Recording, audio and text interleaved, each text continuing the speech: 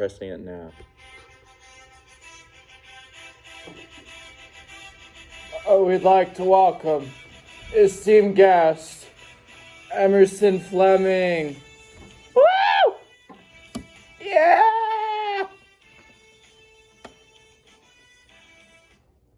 Hello, I'm Emerson Fleming. I'm a Harvard law professor, and today I want to talk to you about the Restoration period. So this is a period during literary history that spanned from roughly 1660 to about 1688-ish, although as you can see later in the presentation, that definition may vary based on genre and context. Okay, so in order to understand the Restoration period, we need to understand what needed to be restored. So during this period, there was, directly before this period, there was the Interregnum period, and this spanned from 1649 to 1660, and it started with the execution of King Charles I, and it eventually ended with the restoration of the House of Stuart with King Charles I's son, King Charles II. And this was returning to the legacy and doing right by his father's legacy. Okay, so this is a bit of a timeline. So before 1649, England was under the monarchy of King Charles I under the House of Stuart. However, once he was executed, it turned over to the Cromwell family, and this was the Interregnum period, which was ruled by Oliver and his son Richard Cromwell. Boo! Amen, brother. And then finally, as we can see, the House of Stuart was restored with King Charles II. Yay. So King Charles II, he had some experience as a monarch. He ruled Scotland from 1649 to 1651, and then eventually, once the Restoration kicked in, he ruled over England, Ireland, and Scotland from 1660 till his death in 1685. He was very well versed in the arts, and he loved literature and plays and poetry, so he was very involved in that once he got into the back into the royal position. For example, one of his first acts as king was to rebuild several different theaters across the nation that had been destroyed, disparaged, or just wiped out completely by the Interregnum period. So the period of Restoration roughly mirrors the rule of King Charles I, or King Charles II. However, as we can see, it kind of depends on definition, and since he died in 1685, and typically it's said to be 1688, it's a little bit more mixed, but relatively speaking, it is while he was king. And I have a quick video to show you. I love a good video.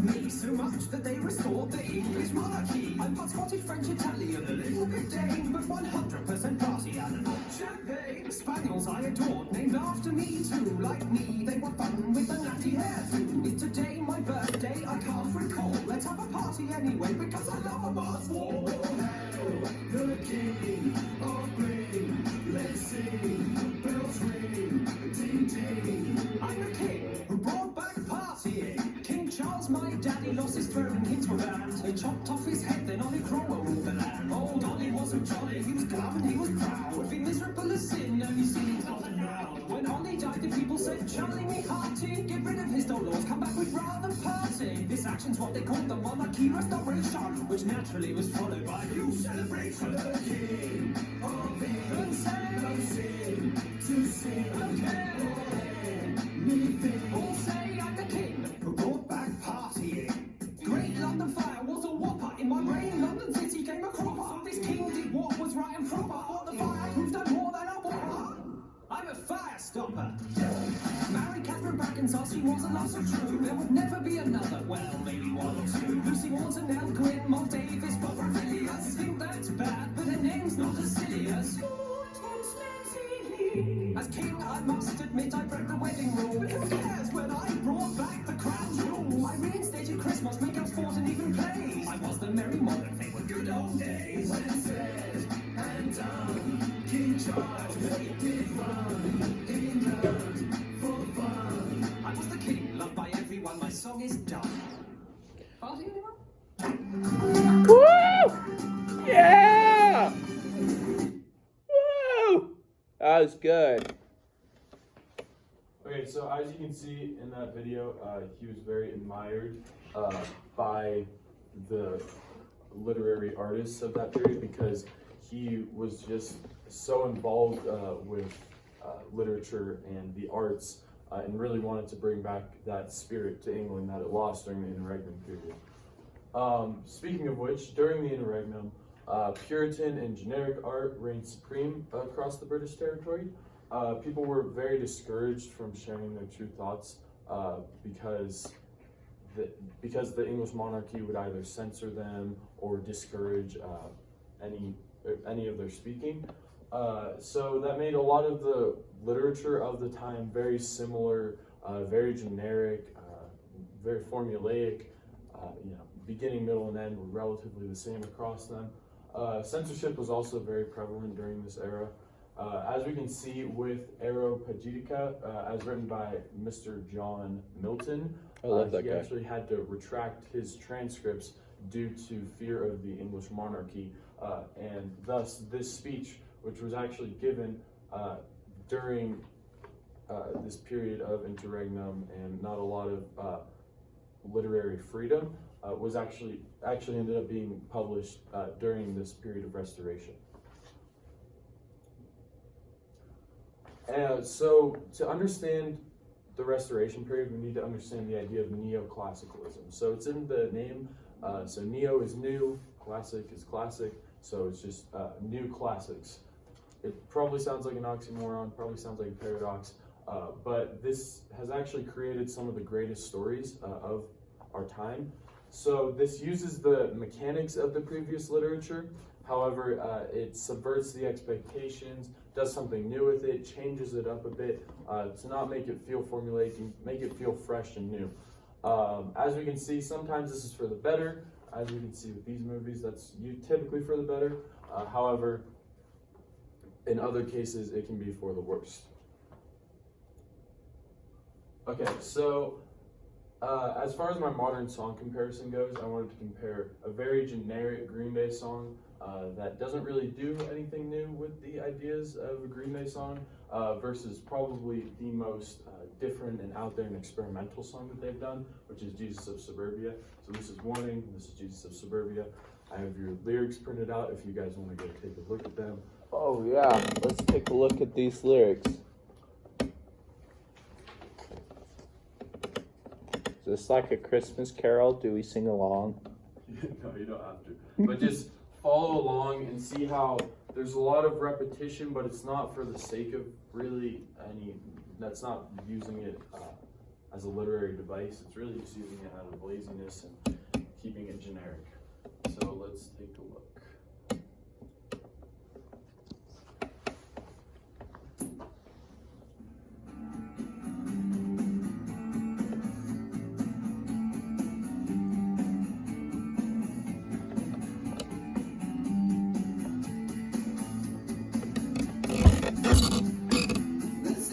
Oh man, Emerson, this is a real.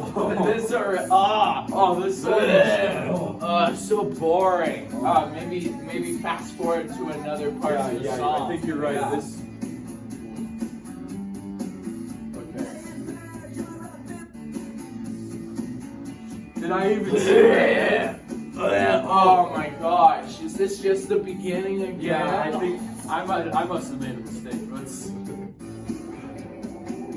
Oh no, this is a little different, but Yeah, I'm not digging that. And here we go. Back to it. So, looking at the lyrics, half of the lyrics are just the word warning. Warning. So, that is very generic. And now we're back to the.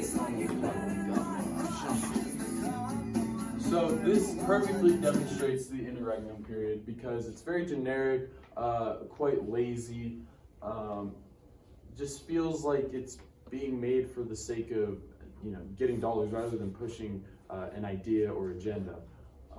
And now let's look at the Restoration period with Jesus of Suburbia.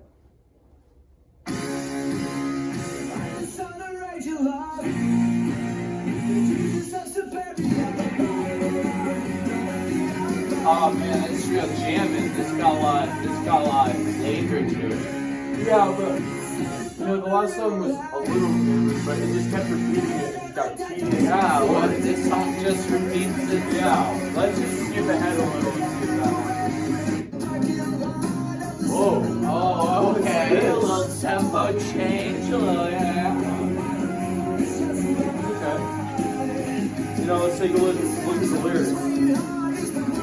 Very diverse selection, as we can see. You can look at the lyrics as well if you're following along with this. It says a lot of things about suburbia and the culture of the time when this song was written. Let's get that one. Oh wow, this is very good. Okay. Yeah, okay. Shifting, like parts of the story, if you will. And we can see that while it is repeating, I don't care if you don't, it's serving the purpose of the song, It's serving as a break. It's putting you in the mind of a teenager talking to a parent and you really don't care.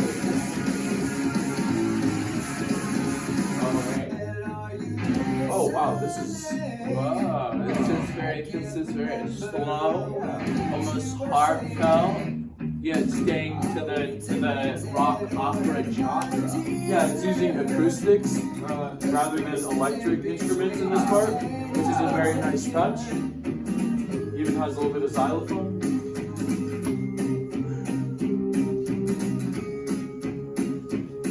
Okay, let's skip ahead. They can't make one more difference. Oh my gosh. They did it. They've done it again. Wow, okay. I'm gonna go give this a 5 stars. Yeah, me too. Okay. So that is an example of the Restoration. It's very experimental. It's pushing this idea, this theme of suburbia at the time and just adolescent youth growing up in it. Angst. Yes, adolescent angst. And this is for the better. As we can see in our next one, though, might not be for the better. Okay, so this is actually the reverse of Warning and Jesus of Suburbia. So Star Wars Episode 2, Attack of the Clones, actually came out after Star Wars Episode 1, The Phantom Menace. But I felt that it was a good example just to show the backtracking of George Lucas and his colleagues when making these movies. So as we can see, the interregnum, we're just watching Anakin Skywalker cutting up a pear and using the Force to lift that pear. That is so boring and useless and doesn't add anything to the saga. What were you thinking, Lucas? However, as we can see with the Restoration, we can see a scene where Jar Jar Binks is smelling something bad and saying Piusa. So, this may objectively be worse than the interregnum's usage of the pear.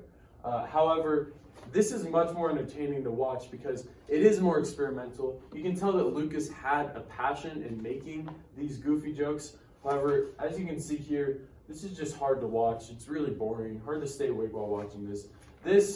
You can find some guilty pleasure out of it. It's almost better to be worse in some cases, as with the Restoration and the interregnum. Not everything written in the Restoration was perfect. However, it definitely had more passion and grit than did the interregnum. Okay, so I want to ask the audience here to give your best modern media comparison of the interregnum and Restoration literature. Do you guys have any examples? People watching this on video, you can pause it and give your examples. I just want to make sure that you guys understand the idea of Restoration and interregnum and the difference between them. Oh gosh, Jake.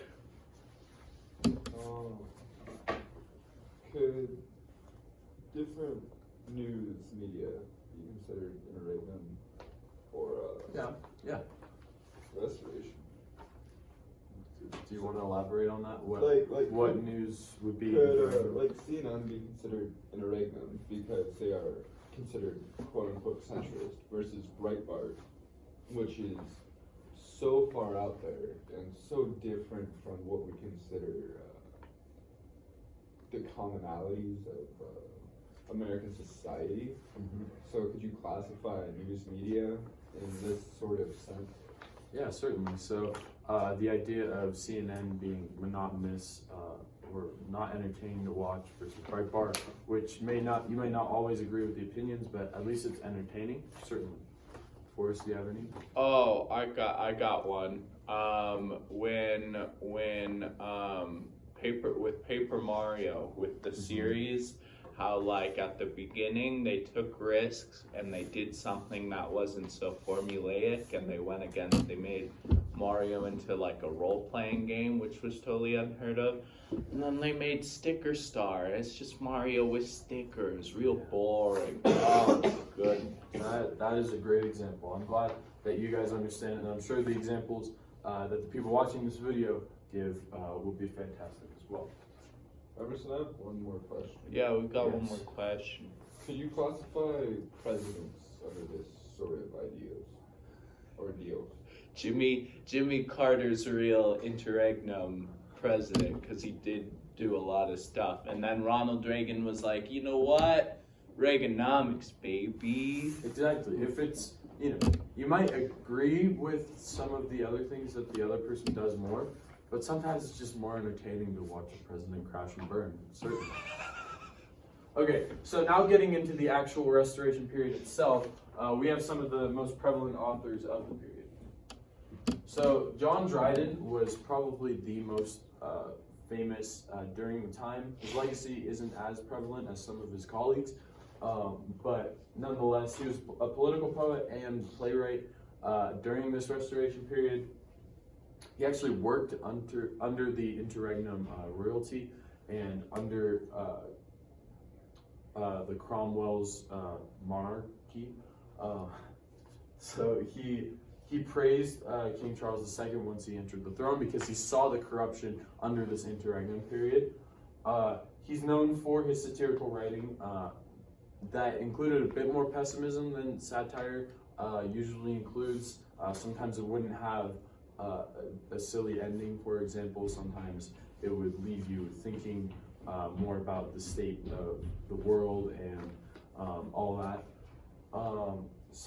His most notable works are Astraea Redux, Marriage a la Mode, and All for Love.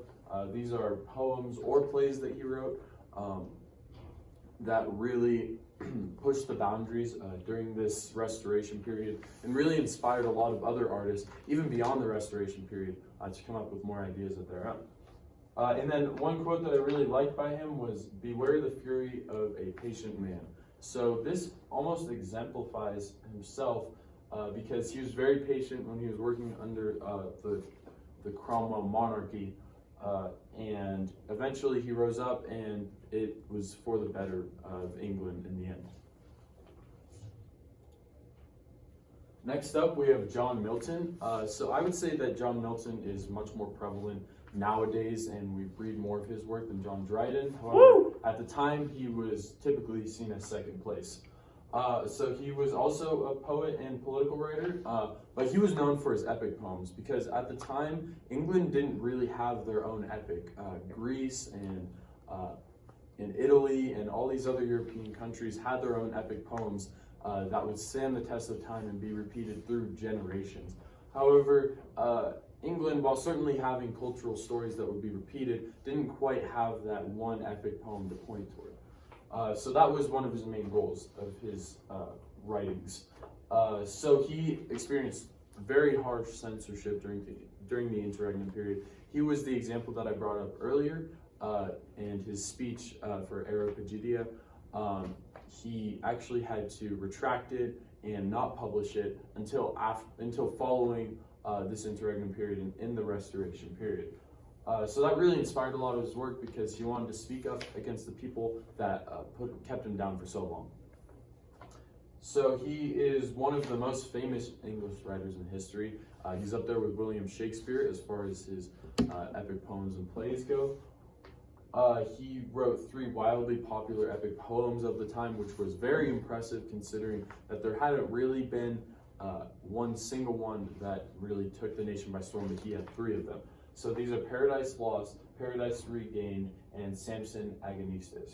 So as we can see with Paradise Lost and Paradise Regained, those stories go hand in hand. Paradise Lost is indubitably the most famous out of all of these. It tells the story of Adam and Eve as well as the devil and their parallel stories as they intertwine, and it really takes a subversive take on the Bible, which would not have been possible under the harsh censorship during the interregnum period. Oh no, no wouldn't have.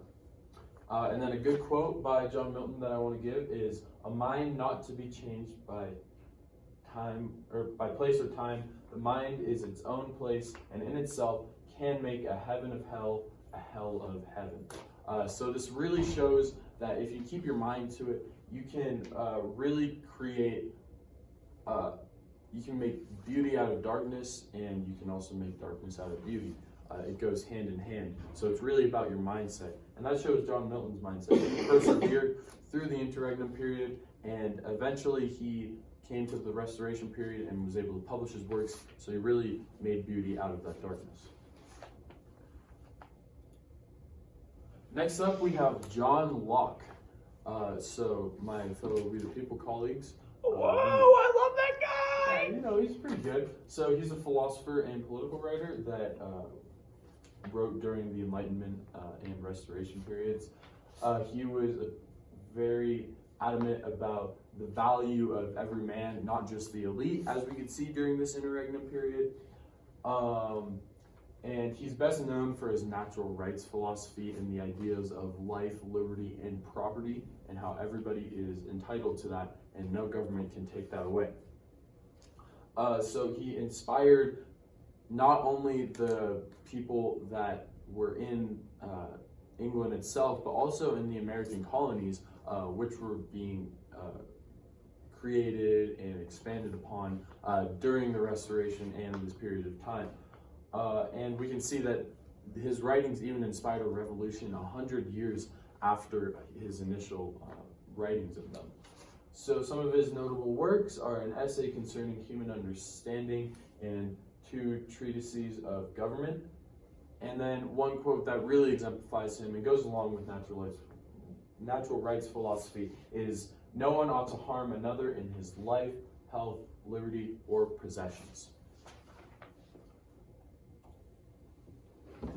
All right, finally we have a woman who really rose to prominence during this Restoration period. Before then, this was not even a concept for a woman to gain as much prominence as Afro Ben did, but she eventually gained so much popularity and really got her voice heard, which was a rarity for the time. So she was a playwright, poet, and author, and she was really one of the first women in written English history that could write for a living wage, and that's how she survived. The idea of the diversification of voices and perspectives during this Restoration period really gave her an upper edge, as no one had really expected a woman to really give her true thoughts about society and misogyny specifically. So the fact that she was able to gain prominence was largely due to the fact that people were expanding their minds and really opening up to new ideas of prejudice and misogyny specifically. So she worked for King Charles II, but she had to write full time to afford life in England. So that's really when she rose to prominence. King Charles II inspired her in many ways because he was such a proponent of the arts, and he really, and that I feel like, that really translated into her her writings because it really inspired her to get her voice out about women in England during the time. Some of her most notable works are The Rover, The Emperor of the Moon, and Orinoco. I still can't pronounce that. And my favorite quote by her is, "Variety is the soul of pleasure." Kind of going along with these restoration ideas. So next we're going to take a look at some literary works that these authors wrote. So first we can see with John Dryden, he wrote "To His Sacred Majesty." So this is a poem. If you guys want to get your packets out right now and look at the poem, it is a relatively long poem, but if you want to skim through it and just look at the separate symbols that he uses, the biblical allusions that he points out, for example, with various notes of joy the ark did fill. This is obviously an allusion to Noah's Ark in that storyline. And it talks about how the interregnum was pretty much the drowning of personal liberties and arts. However, once we got into this restoration period, that was truly the ark that saved all of the true voices in the artists. And King Charles II was in some ways Noah in that story. All right. So this is an example of an ode, which is an ambitious poem that conveys emotion to an audience. So this is very demonstrative of the immense praise that King Charles II received at the time. Hello. Sorry to interrupt, I have something for you. Oh, okay. This is your transcript, and on the back is the instructions on how to get to the community scholarships. Oh, okay. Thank you. If you need any help, just come by the office. Okay, thank you. You're welcome. We can cut that out, right? Tricked you. That's part of the presentation. Oh my god. Okay. Anyway. So as we can see, this is very demonstrative of the praise that King Charles II was acquiring during this period, because the artists really loved the fact that there was a king that was really favoring their arts, and not only favoring it, but taking an initiative to fund them, to create more theaters, to fund these literary artists. It was truly amazing, and John Dryden's writings about and his allusion to the story of Noah's Ark really exemplifies this beautifully. So this was written for his coronation, so that really shows just the prevalence that John Dryden had during this era. And it, in some ways, ended up inspiring some other writers. As you can also see in your packet, I attached a copy of "O Captain, My Captain" by Walt Whitman. Walt Whitman's is definitely more pessimistic and takes a bit more risks as far as really showing the true tragedy of the assassination of Abraham Lincoln. They both use imagery and allusions to create this story of a monarch who they looked up to so much, and just to honor them truly. While "O Captain, My Captain" was under much more tragic circumstances, they both have generally the same ideas. So I felt that they were two really good poems to compare.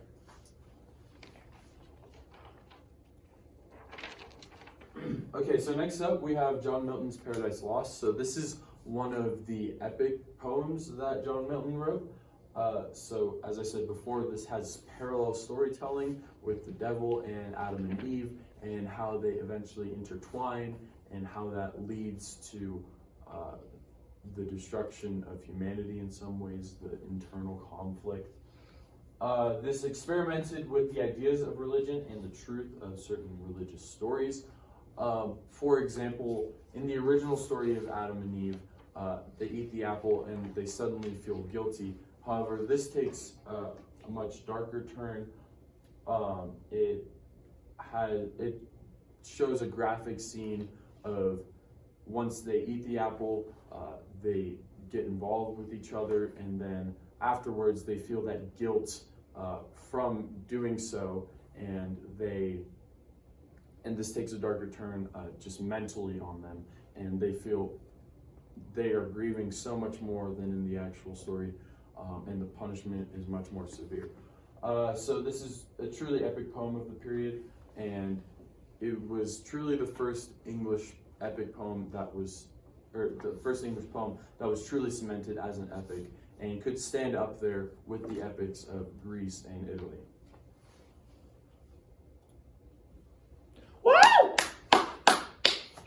Okay, so next up we have John Locke, who wrote the 2 treatises of government. So this was written during the Restoration, but it was published very shortly after. It was published in 1689.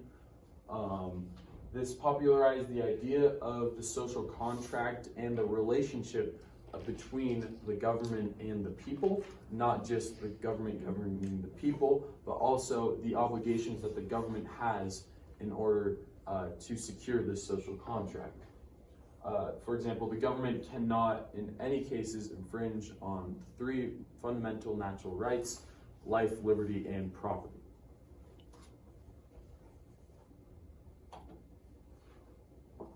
Next up, we have Aphra Behn's The Rover.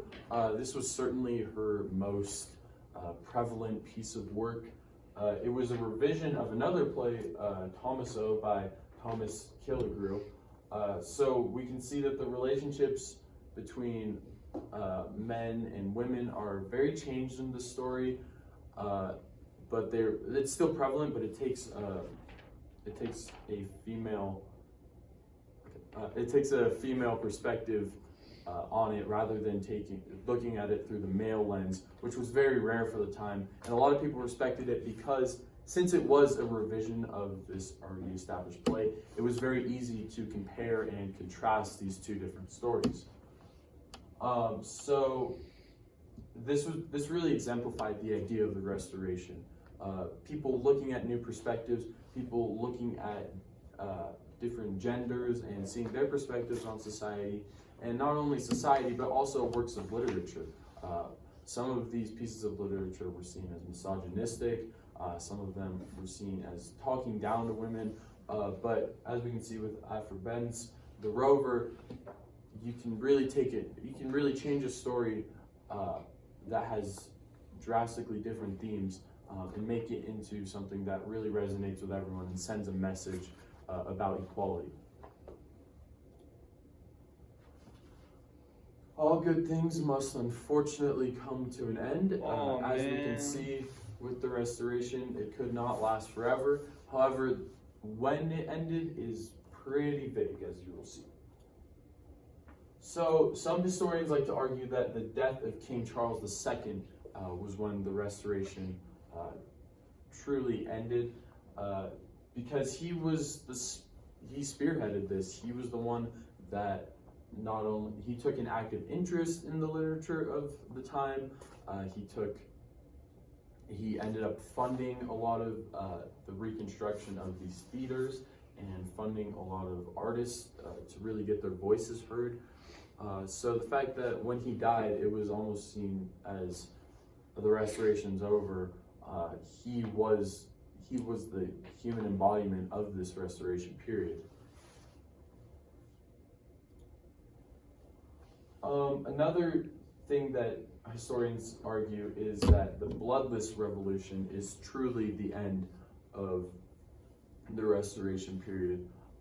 This is typically seen, this is the most popular end of the Restoration because the idea of shifting religions, because religion was so integral to the Restoration and the interregnum period, and that shift of religion. So once the religion shifted with the monarch from Roman Catholic to Protestant, this was seen as the end of the Restoration.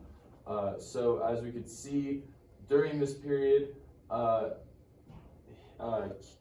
King Charles' brother, King James II, he was overthrown 3 years after his brother's death, and we could see that he was replaced by his Protestant daughter and her husband, and this really led to overall Protestant rule of England at the time. So it went from, in the interregnum period, we had primarily Puritan beliefs, then we went to Roman Catholic beliefs, and then finally to Protestant beliefs. So that, many historians see that as the division of the periods. Finally, some historians argue that in the early 18th century, this is when the Restoration truly came to an end. Some people argue 1700, some people argue 1710, some people argue in the middle. But relatively speaking, this was when a lot of the authors and writers and playwrights and poets of this era really began to funnel out, either stopped writing, eventually passed away. So we could see that this really exemplified a lot of they really exemplified the Restoration period, because they were writing, even though King Charles was the one that was the human personification of this Restoration period. These literary writers really kept it going and kept the ideas going and kept this style of writing going for a very long time, even after King Charles' death. So this neoclassical style, as we can see with these writers, has really lived on for a long time.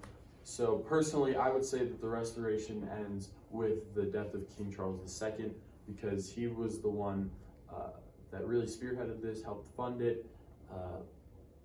He really kept it going, kept the artists not only interested, but also made sure that they had enough money to keep getting their voices heard.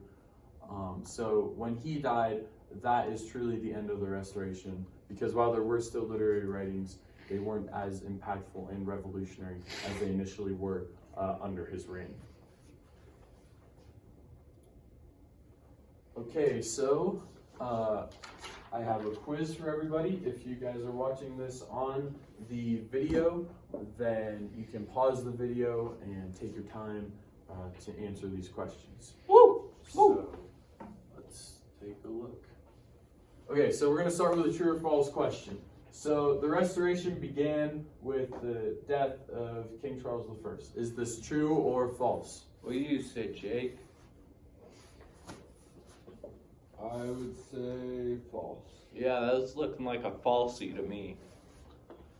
You would be correct.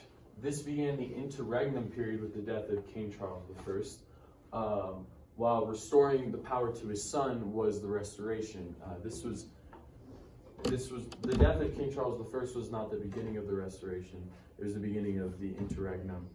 That's often a confusing point. However, just remember that the death of King Charles, that's what put it into interregnum. The restoration of King Charles II, that's what began the Restoration period. Okay, next up, which Restoration writer was the first woman to write for a living in English history? A. Abigail Adams, B. Aphra Behn, C. Elizabeth Barry, and D. Anne Marshall. Final answer. Oh no, Abigail Adams did write some letters. Ooh. I'm gonna go with A, just to throw out the wild card. Throughout the wild card you did, Forrest. The answer Oh is my B. gosh. So, just as far as breaking down the other people, Abigail Adams, she was actually, she was in the colonies during the late 18th century and early 19th century. She was not involved in this restoration at all. Aphra Behn, she was the writer who really brought the voice of women into this restoration period and English literature in general. Elizabeth Barry and Anne Marshall are actually characters in her play The Rover, so if you ever have that on a Jeopardy question, then you'll be good to go. We were tricked.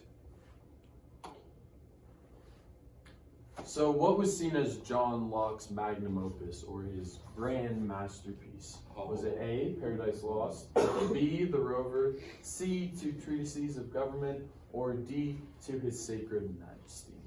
I'm gonna have to go with C. That's a fat C right there. C? Okay. C, Mm. Two Treatises of Natural Government. rights. Bonus points if you can name the authors of these three. Are we doing it? Yeah. John Milton. Yeah. Gosh, the lady, you literally just said her name. The one with the weird name. Raisin Bran. Yeah. Afro Ben. And the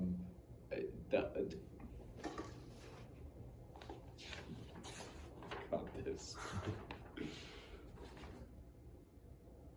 Oh, I didn't say his name. Milton, Locke, Afro Ben, and then that John Mulaney. John Krasinski. John Dryden. As you can see, John was a very popular name at the time because these three. Because Johns. everyone had a John. Okay. Which of the following was not a reason for the conclusion of the Restoration? We've gone over what have been, but I'll mix it up a little bit and we'll see what you guys think. Was it A, start of the interregnum period, B, the gradual phasing out of Restoration writers, C, the death of King Charles I, or D, the Glorious Revolution? I'm gonna have to go. The only one that makes logical sense, which might be. I actually want to point this out. This is a typo. This is the death of King Charles II. Ah. If that changes your answer at all. I'm gonna say D, because what kind of glorious revolution would get rid of the Restoration? Obviously would not say very A. glorious. I'm gonna say A. You're gonna say A? I'm gonna say A. Jake, you would be correct. Ah, I can't believe. You see, I pulled a trick on you guys to teach you this. The Glorious Revolution is also known as the Bloodless Revolution, which was the transfer of power from King James II to his Protestant daughter. So many historians see that as the conclusion of the Restoration. So all of these are relatively involved. This is more the early 18th century. This is the 1685 and this is 1688. This was before all of that. Dang. This was the death of King Charles I. So, yeah, just add a 2 on that, my bad. So, what were the first names of the Cromwell kings during the interregnum period? John Oliver. Was it James Oh and my Oliver? gosh, John Oliver and was Oliver? alive back then. William and Oliver, or Richard and Oliver? I'm gonna say one of them's Oliver. I'm gonna go with my boy John Oliver. John Oliver? I'm gonna go with Richard and Oliver. Forrest, you would be correct. Oh! Richard and Oliver. Oh man. These guys are really important to remember because they were the ones that were really heavily censoring the press and the literary artists of the time. So this is really important to remember the Cromwells because they were the rulers during the interregnum period. We briefly went over them, but I just want to make sure that you guys understood. They were the ones that were typically censoring these people the most. All right, do you guys have any questions or thoughts or concerns? I'd be happy to answer them. What's your favorite literary piece of work in the Restoration period? So again, I like To His Sacred Majesty by John Dryden. I think that is really an important piece of literature. I think it's inspired a lot of people throughout history to really create these allusions with history and the rulers that they adore, and these biblical stories or just original stories, as we can see, Captain, my Captain. So I feel like that's really inspiring to not just the people during the Restoration period, but for generations and generations. You guys have any other questions? Yeah. John Dryden, that was the epic poem writer? No, it's John Milton. No, yeah, John Oh, Milton. John Milton. So is John Milton kind of like the Homer of England at that time? I guess you could say that there were certainly comparisons because it was the poems that he wrote, Paradise Lost specifically, were the cat's meow, so to speak. They were the big deal. They haven't been quite as prevalent throughout generations as they might have thought at the time. As we can see with the Iliad and the Odyssey, those have really stood the test of time and been prevalent and been in so many different stories. Not that Paradise Lost hasn't, but it is a little bit more, it's not quite as relevant as the Odyssey and the Iliad.